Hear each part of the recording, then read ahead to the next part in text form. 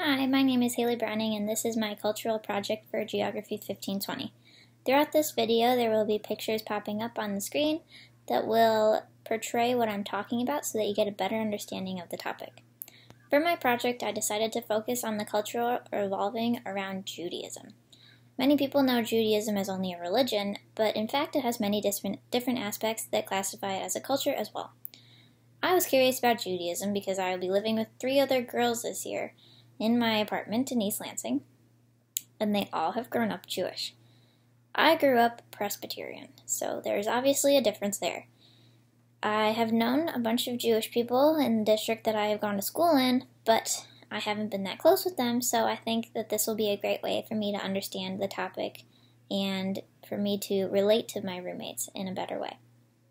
To learn more about this topic, I interviewed my roommates. They all have been raised in the culture, as I said, and they were very helpful with all of the questions that I had. I was also able to attend an official Shabbat dinner on a Friday evening, which was a really interesting experience in and of itself.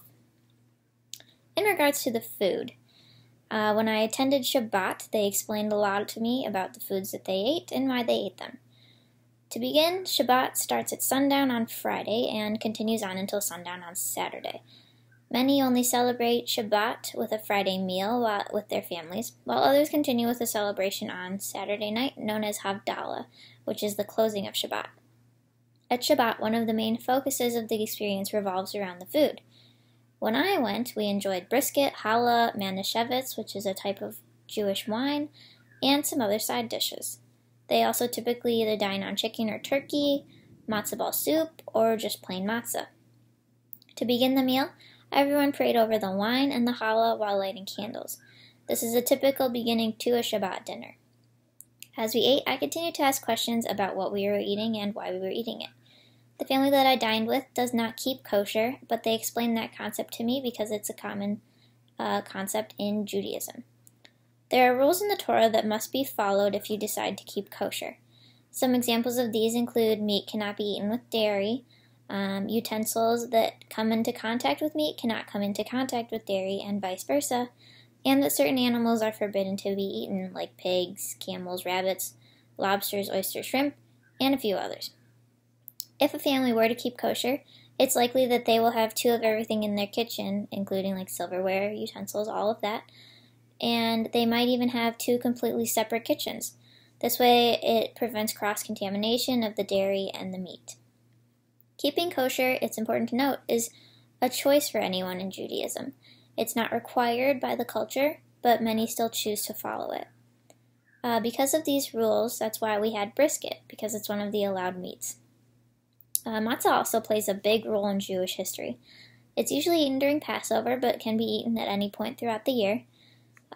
Passover is a Jewish holiday, and when they eat the matzah, it's to commemorate the hardships that the Jews went through. Food plays a crucial role in Jewish history, and each holiday has its own focus on food, whether it be Yom Kippur, or Rosh Hashanah, or even just Shabbat. And also, a lot of prayer takes place at these celebrations when food is involved. In regards to religion, Judaism itself is considered a religion. However, within Judaism, there are different branches and levels of Judaism. The people that I interviewed are all Reformed, but there's also Orthodox and Conservative Jews. And within these branches, there are Ashkenazi and Sephardic Jews. Ashkenazi Jews originated in Eastern Europe, while Sephardic Jews are from areas surrounding the Mediterranean Sea. Most people in America are Reform, but in Israel, Conservative and Orthodox Jews are more common. And this is simply because it's easier to maintain that lifestyle here in America, while in Israel, it's a lot easier to maintain an Orthodox or conservative lifestyle because Israel is known as the Holy Land.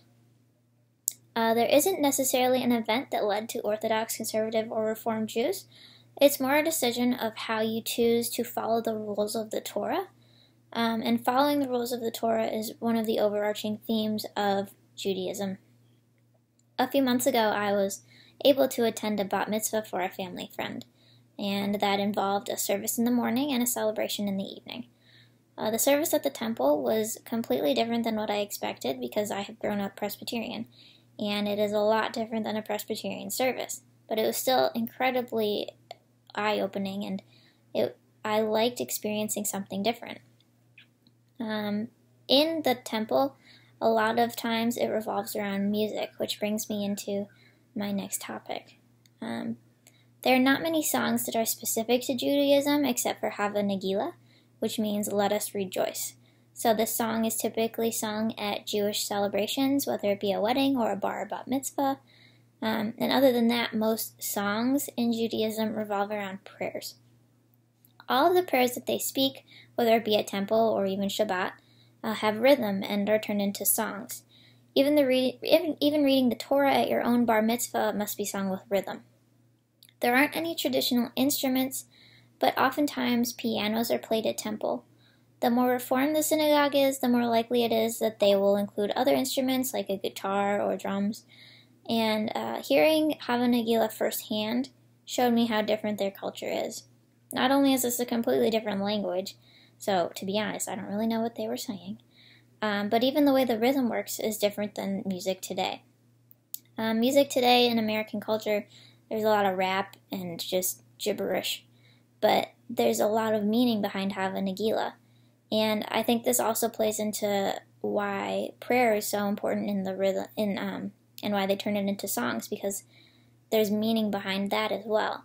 And I think that maybe even the Jewish culture should look into having more songs besides Hava Nagila, because it might open other people's eyes and make them more aware of the different culture, and that there should be more meaning behind our songs and how important music is to culture. In regards to attire, in Judaism, there are some rules regarding attire that must be followed. Men wear yarmulkes, also known as kippahs, to temple and other holy celebrations like Shabbat. Men can also choose to wear a tallis if they are reformed, but in Orthodox and conservative temples, it's required. Men will often kiss the fringe of their tallis and then touch the fringe to the Torah as a sign of respect. In most synagogues, women have to cover their knees and shoulders. Male Orthodox Jews all wear the same outfit, all black suits with a black hat. And women Orthodox Jews have to have their knees and shoulders covered at all times, not just at temple. At the bat mitzvah I attended, I noticed that yarmulkes were provided for visitors, which was very considerate. It definitely made the men feel more comfortable if they were from a different religion and were there for the celebration of the young girl. In regards to traditions, they play a big role in Judaism, as I previously stated. Becoming bar or bat mitzvahed is a big deal because the entire idea of Judaism is about giving back to the community. When one is bar or bat mitzvahed, they will complete community service before they can complete their celebration. Also, many families have Shabbat dinners weekly. I know the family that I visited does it every week, and I'm sure that my roommates will continue to do it this school year. I appreciate this tradition because it's a great way to have some quality family time that is often overlooked nowadays. I know that my family doesn't always sit down for dinners, and having a specific time each week would really be beneficial to my family, and I think I'm going to introduce it to my family and see how well it works. Also, keeping kosher is a big tradition in this culture.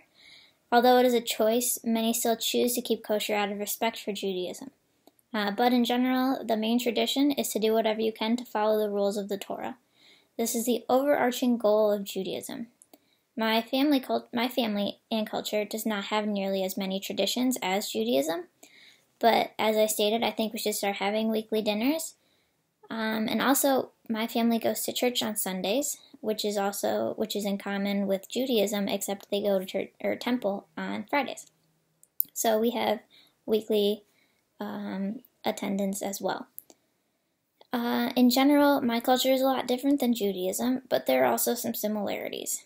Doing this project has really opened my eyes to what I may experience this year living with 3 Jewish girls, and I'm excited to experience their traditions in the first hand. Whether it be a Shabbat dinner on Fridays or even lighting the menorah on Hanukkah, we'll see what happens. I think it'll be a great learning experience for all of us, and I'm eager to see how it turns out. Thank you.